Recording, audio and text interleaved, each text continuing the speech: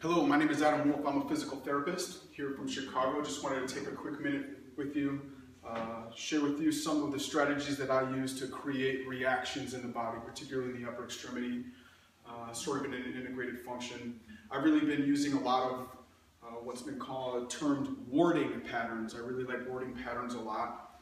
Warding pattern is defined as taking advantage of the tensional network of the body. So it's creating tension throughout the entire system through an external force, through sort of loading through it. By pushing here, I can create some tension through the rest of the system. Right now, when I'm standing in this position and I push into the wall, I tension out from my foot all the way up to my cervical spine. So what it is it's creating this tensional network in the body and then moving through a movement pattern while you've got that constant state of tension. So an example of what I've been doing a lot of for shoulder patient that I had yesterday, I think serratus anterior, we're trying to strengthen a little bit. If we think about the serratus anterior, it attaches into those ribs, kind of 3 through 9, I believe 3 through 10, up in around into the scapula, the medial border of the scapula. And integrated wise, that serratus anterior is super key to controlling the shoulders, but also the shoulder complex, but also the ribs and the thoracic spine, and making sure that that's moving as efficiently as it needs to be able to. And even people that have diaphragmatic breathing issues and trouble diaphragmatically breathing, a lot of times the serratus will be one of those muscles that sort of helps out in some way. So if we can create environments to lengthen the entire system together, keeping in mind that the body doesn't really know what a muscle is, that's a man-made construct, it knows how to control motions. And so if we can create some environments to get the whole system to lengthen, while there's some tension in the system through compressing into an external source and moving through a movement pattern, well then what I start to do is not only lengthen that system, but also strengthen that system, because we all know that we need length for strength. And in order to get long, or to get strong, we must get long. It's important. And so an example of what I used yesterday, again, trying to create some strength in that serratus anterior, had that person start about a step behind, they pushed into the wall here, and then what I had them do is just start to do a sagittal plane lunge. And you can see that if you do that, if not, go ahead and stand up and try it at home.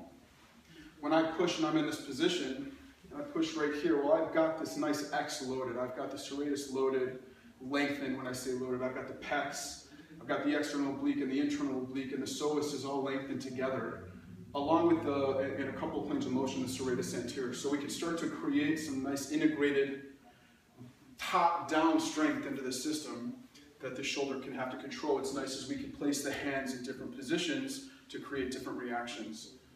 And so the second progression for this person that we're trying to get some serratus strength, she's having some scapular issues and trouble reaching in different directions.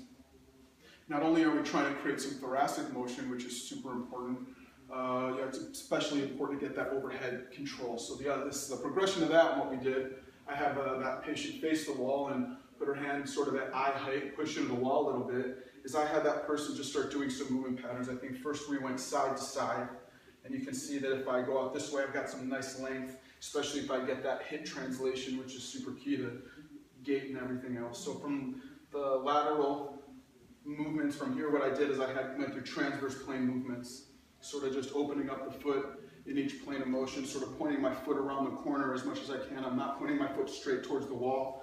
I'm opening up my foot to about 135 degrees if 0 is straight ahead and 180 is behind me. Left foot opens to about 130 or so.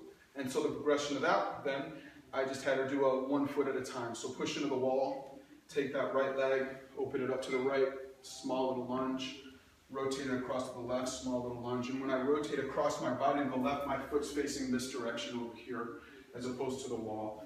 And then you can start to create some really nice motion. So from that, I think we went to the other foot. And so this was her homework, to be able to start to strengthen out, in an integrated fashion, isolate out the serratus anterior, and man, she was really fatigued after. So just wanted to share with you, if you haven't been using warding patterns in your therapeutic interventions, I highly suggest them. You can even put your hands on and start really nicely starting to facilitate some motion. Even putting hands on other body parts, when the patient's going through these motions, you can see if things are moving faster or slower, which obviously we want motion to be driven from either above or below, so one bone should always be moving faster than the other. So That's all I got for you. Quick hitter. Hope everyone's great. Hopefully this serves some discussion. Thanks.